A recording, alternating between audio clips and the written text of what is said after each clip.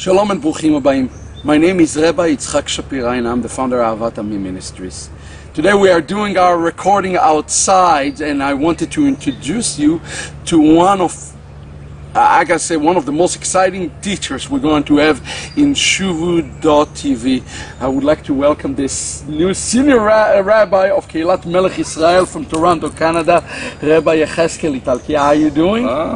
Beseder Gamur. And we're sitting here and I wanted the future students to meet you and know something about you. So can you just first take a moment and share with us a little bit about you?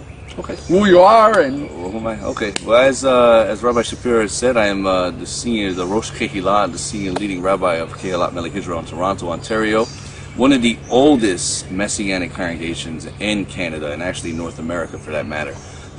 Previously just came there 3 years ago as the assistant rabbi. I came in to take over now. And before that, I was involved in the Jewish community, just basically on an individual basis. I wasn't connected with any Messianic Kehilot or anything. Okay. And so now I'm involved, how do you say, full-time with the Messianic community. So your perspective is, from your perspective of involvement, you've been involved much more with the Jewish community, really. So you have different perspective that you are approaching Messianic Judaism. Give me in 2 sentences your definition. What is the Messianic faith? How would you define authentic Messianic faith? Authentic Messianic faith is belief in Mashiach, but not just belief in Mashiach, because you know Judaism believes that every Jew has a spark of Mashiach in them. All Judaism is Messianic. But it may be a spark, but we initially need the person who's actually going to initiate the spark to live within us, right? Okay. So we all have souls. We need the presence of Mashiach to live in us to make us complete. Okay. So Messianic Judaism is a completion, really, of the Jewish faith with Messiah living in us, His presence living in us. Like we are like miniature temples. Our bodies. Miniature temple. We are walking messiahs in the world. In a way, yes. Yeah, that's beautiful. That is excellent. So when we launched Shuvu.tv, when the Lord gave me this vision in the heart rate, the very first phone call that I actually made was to you, and I share with you the vision of restoration that we have for Jewish people to obviously to come to the Messiah, but also for the nations to be restored to the true authentic Messianic faith. I would like to ask you a very high-level question first. What is your definition of restoration? Tell us your vision of restoration. How do you define restoration? You know, in the Shemoni Esrei, 3 times a day, we say, Hashivinu Avinu L'Toratecha, which literally mean restore us, God, to our Father, to your Torah. And we ask at the end, when we say the blessing at the end, we ask to be Shuvah, that we would be a complete return, a Shuvu, a complete restoration. A complete. And this is, if you will, a completion is only found in our place in Hashem, when we return to Him. You know, it's like science says there is no such thing as darkness in the universe. It's the absence of light. So when we ask Hashem, restore us back to your Torah, it's because we are far away. We need to be returned back within Him, absorbed by the light. And this is the complete, if you will, form of Shuvah, complete restoration. So somebody would ask a question, how is it different if you're talking about restoration to the Torah? Somebody can go to a regular yeshiva and say, okay, I can go and study Torah. How is this program, the restoration that you see that we are to go through, different than, let's say, traditional Judaism? Because we're keeping the Torah Mashiach. This is different. Chazal even say that we don't truly keep the full Torah. In fact, this is why we have the halachot in place, the Rabbanan, right, or the rabbis, as a safeguard, because Chazal say that if actually a person did violate the Oraita, a mitzvah, the commandment, it would be like as if they destroyed the world. Exactly. So really, are we truly keeping Torah as Hashem indicated it?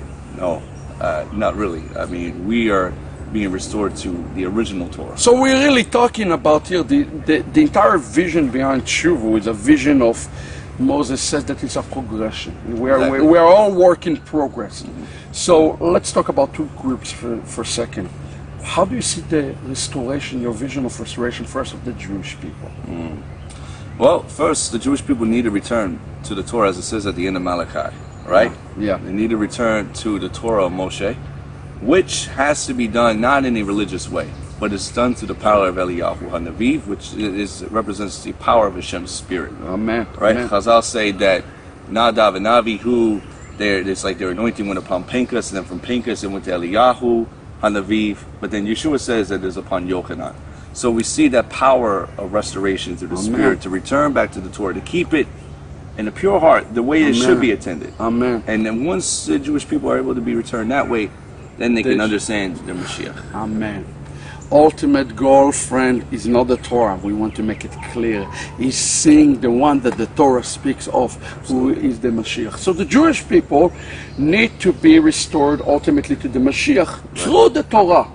In proper context, let's talk for a second about the nations. Okay. Do they need to be restored? Absolutely.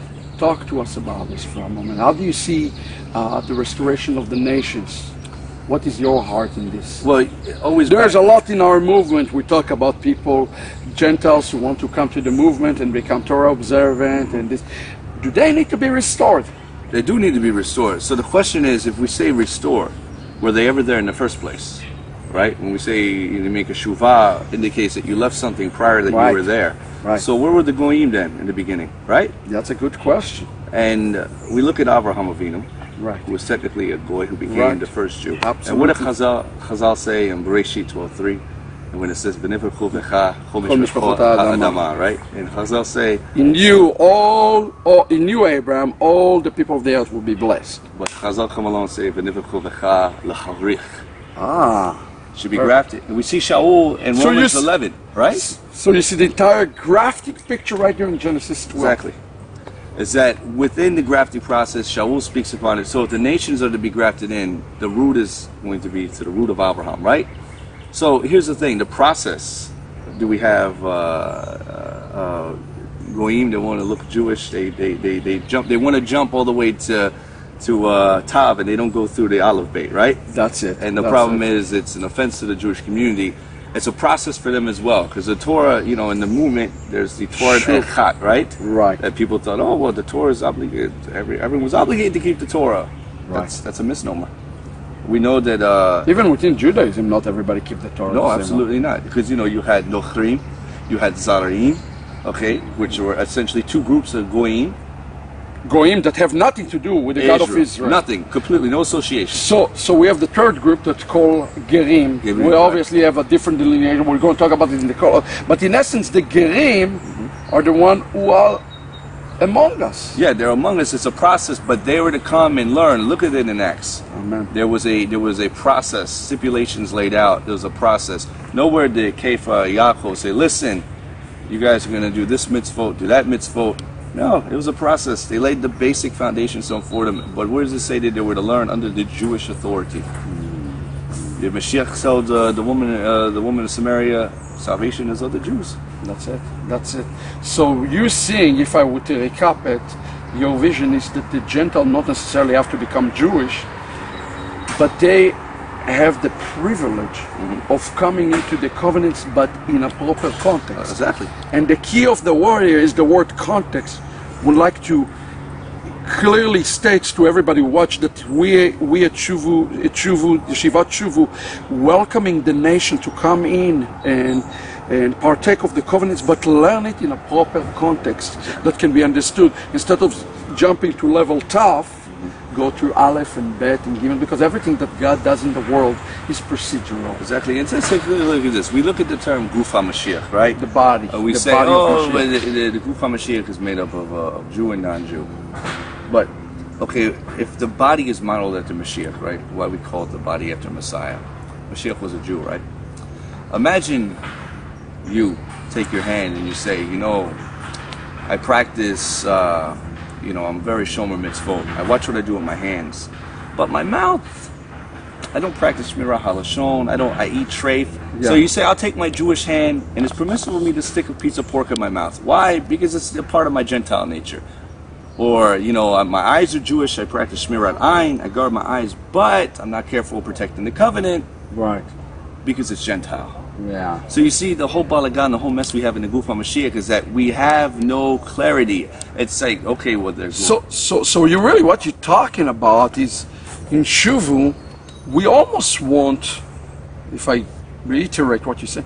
We want to set, I wouldn't go as far as saying we set halachot, but we would like to set a framework. Framework, yes. A framework to the Jew and to the non-Jew. By the way, the framework is the same framework, but you are coming in two different directions. Exactly. The Jewish people come from the point that they already had the covenant, but they made the context of Mashiach. The nations have the Mashiach, but they missed the entire framework of the halachot. Exactly. But they both need to live as a Messianic believers under halakha. Because they're looking at one body. This body cannot have Gentile parts, Jewish parts. It has to be the body of Mashiach. And what does Mashiach's body look like? Right? Right. Is it Frankenstein? Right. You know, it has to be a body that's in full agreement. You know, Shaul used the same thing. You know, even when he argued about the members, arguing. You know, even as we mentioned a little last night, Chazal say, Chol Israel Aravim say Hazeh. All of Israel accountable. But we look at that word Aravim, members. Right. Oh, why? Because they're all members of one body. Amen. Hey, if I see someone afflict you, I have to defend you. I mean, the same way when we see the nations join us, it's our job to teach them, to correct them.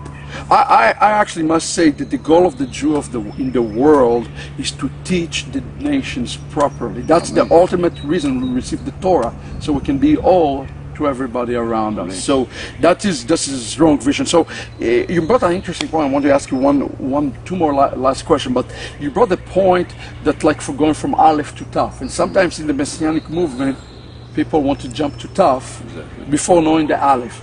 So what are you passionate? Can you give us some example? What are you passionate about teaching the nations in our programs, in one of our programs? Exactly. Can you give us a few examples? What do you think is lacking today in Guf HaMashiach? I think it definitely was lacking with the Guf HaMashiach is that the leadership of the Guf HaMashiach has deviated from our Masorah, passed down in the book of Acts. We see that we have a baked in, and sometimes in the Messianic it's a taboo to mention things that seem rabbinic in nature, but let's just be real. These are Jews. These are authentic, observant Jews and Messiah.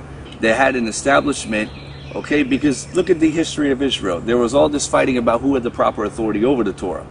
Mashiach established that with his disciples. Absolutely. And so it's our job as leaders to be able to do it. And on the second part about the compassion, look at Avraham Avinu. Avraham, it says, the Torah says he made souls, right? He made souls.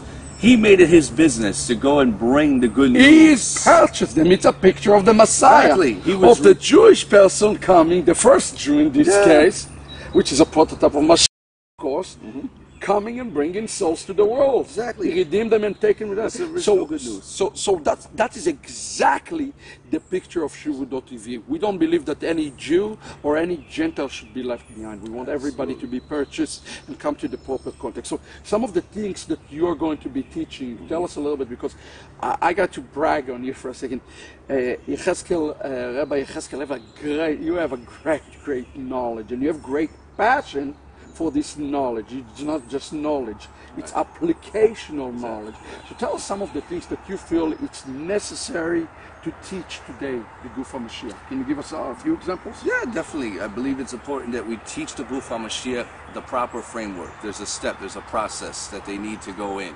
We call it Judaism 101, Judaism 102. And I like to point out to the nations that when you look at the book of Acts, we see there's what's considered four of what you can argue Sheva Mitzvot. In that sense, Kefa brings four principles or commandments that the nations will learn. We're here to teach the nations a framework. And, you know, whether it's what we call halachot, let's be honest, halach. How do you walk? How do you walk out your faith? Right? You know, you don't teach a child. The child needs to learn to crawl, walk. The Shaul says, listen, some people are on milk, some are on meat. And that's interesting because in the initial launch, we're going to launch at least 2 programs and eventually 3 programs, including pre-rabbinical program. Those who are brand new to the Messianic movement, Hebraic root, Judaism 101 type of program, and then Messianic Judaism. So no matter which level a person in, every person, it's not an issue of where you're at. Right. It's an issue of you progressing. Exactly. That is the issue. So teaching halachot, Torah. What about teaching? A lot of people probably with us, the New Testament through Jewish eyes. Absolutely, that's definitely needed. I mean, look at how many people have fallen away from Mashiach because they fall in love with the Yiddishkeit or Jewish concepts, everything, and they start looking at the Brit Hadashah in Gentile eyes. They look at everything, and then the anti-missionaries win these people over, and it's the Brit Hadashah has to be a main text. It's a Jewish text. Absolutely, it has to be. Now, one of the great things. I'm really excited about your instruction that fits so great in our program. We also believe that we're in a, as you say, in Jewish framework, and we're going to use other texts, such as the Midrashim and the Talmud. Why is it important for a Messianic believer to learn a Midrash that's written by somebody who is non-Jewish, for example, somebody might ask, or not Jewish, not a believer of Mashiach? Exactly.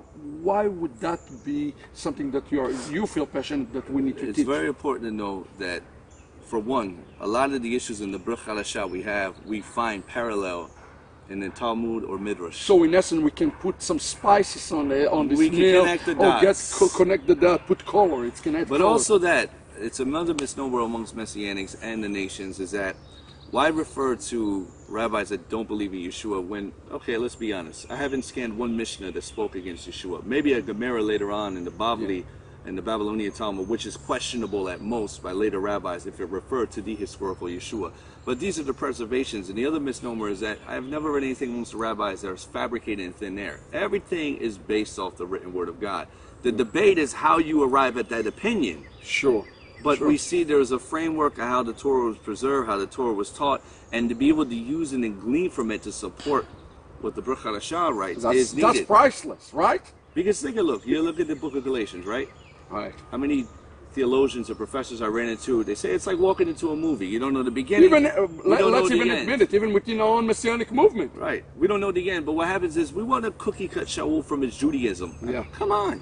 Who does that? Who cookie cuts a guy from his history, his culture, his society? Well, that's why we use the sages as that background that fills in the gap.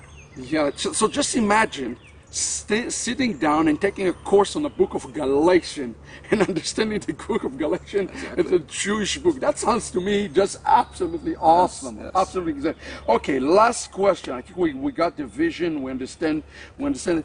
Why, somebody watching it today, why should they enroll in this program? What do you see is the greatest benefit to a Jewish or non-Jewish person to come into this program? Because some people might be intimidated. It sounds like a lot of work here. Yeah. So what would you say? Why would somebody want to go into this program? Well, you know, there's nothing in this world for free, right? And we're called to work out our salvation with fear and trembling. Studying the Torah is a form of worship. Now, there are people that may do it in vain, and they may study for academia, and they're not studying through the power of the Spirit. We need to be equipped. Chazal say in Kiddushin 31a, always study that there may be an answer in your throat to give to those who oppose you. And I believe that's a beautiful expression, because I believe there's opportunity for every believer. There will be one day that will stand, and there will be opportunity for you to share your faith. And you want to be ready for that. Rav Yehezqel, very last thing, I'll give you the last 30 seconds here. Anything in your heart, because this is a huge step, not just for us, but ministry is for you. It's a huge commitment for all of us to move forward and to plant and build into this Messianic movement. What is in your heart? Why are you doing this? I guess I want to know, why are you part of this thing right now? So, well, the sages say that we are born against our will. We're going to die against our will, and that we will give an account of our life against our will. We are all born for a purpose. We have a shlichut, a mission. And as believers in Mashiach, we are sent out on a very important mission regarding the redemption of the entire world. It's not religion we're looking for. We're looking to gather the sparks that Adam has actually dispersed to creation. All that can only be restored in Adam HaAcharon, the last Adam, which is Yeshua. And we need to be able to give our lives as a Kiddush Hashem, martyr's death, because it's a witness. And that is our witness, our testimony. And then if we do it in love, that Messiah says, then the world will know you are my disciples. And this must be our goal. This is our compassion. Amen. You know, we were born here, Amen. But we're to die in the service of the kingdom. Amen, amen, amen. And I could not have said it any better. This is our Heart at Avatami ministry. We're willing to go to the end of Deuteronomy 34 is our key verse, to go to Nitrei Aretz, to bring back the people back to the mighty one of Israel. So look at Shuvu.tv. Also, if God moved you, maybe you don't feel called to be in the program, but God called you to support this. We're right on the final steps process of putting together a studio, and we are still short in funds, but we're going to believe that God will provide. Maybe God speak to your heart today and say to you, I want to be a part of this. So consider partnering with us and consider enrolling in the program, and that is going to be, I gotta tell you, I have not been excited about anything that we have done since the return of the kosher pig, and I'm even more excited than the return of the kosher pig about this and the impact that it's going to make worldwide. So in my behalf, in Rabbi Yehezqel behalf, we wish you shalom. May the God of Israel bless you with all good things. Shalom v'kol tov. Litraot.